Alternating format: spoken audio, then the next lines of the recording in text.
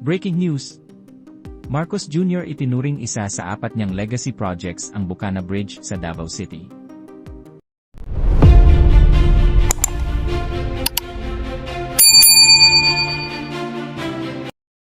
Bagamat pinondohan ng China noong panahon ni dating Pangulong Rodrigo Duterte, itinuring ni Pangulong Ferdinand Bongbong Marcos Jr. bilang bahagi ng mga proyektong matatapos sa ilalim ng kanyang administrasyon ang Davao River o Bucana Bridge, nakabilang sa Davao City Coastal Road Project. Ang Bucana Bridge Project ay pinondohan bilang China Aid Grant, ibig sabihin ay libreng tulong mula sa People's Republic of China sa ilalim ng Official Development Assistance or A program, at napagkasunduan noong panahon ng Administrasyong Duterte. Umaabot sa humigit kumulang 3.1 bilyon ang kabuuang halaga ng proyekto. Ngunit ayon kay Pangulong Marcos Jr., kabilang ang Bucana Bridge sa 4 na malalaking legacy projects na tatapusin ng kanyang administrasyon sa Davao at mga karatig lugar. So, this is one of the 4 major projects that we are legacy projects that we will be finishing in Davao and its environs. Marami na tayong nabuksan na section dito.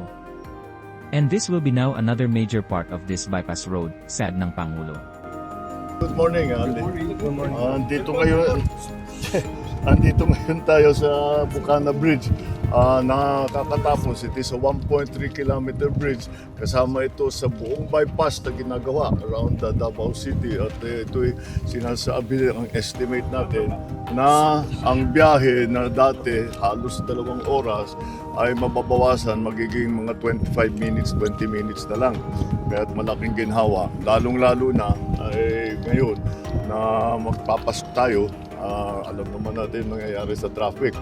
Kaya ito ay magagamit. We will open the bridge on the 15th. December 15 gagawin na. Matatapos yung buong bypass by December 2027. So tuloy tapos na lahat ito all the way.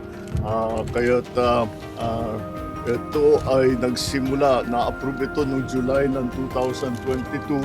Nagsimula ito ng 2023, early 2023. Late 2023. I'm sorry, late 2023 kasi mga approval.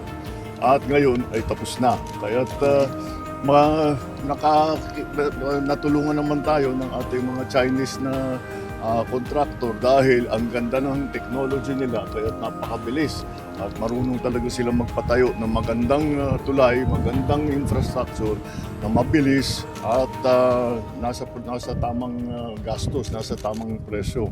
So this is one of the 4 major projects that our legacy projects that we will be finishing in Davao and its environs.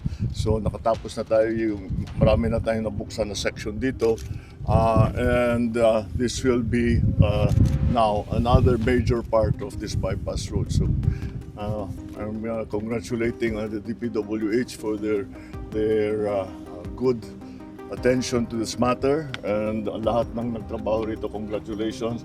At we're looking forward to December 15 kung kailan meron ng dadaan na traffic dito.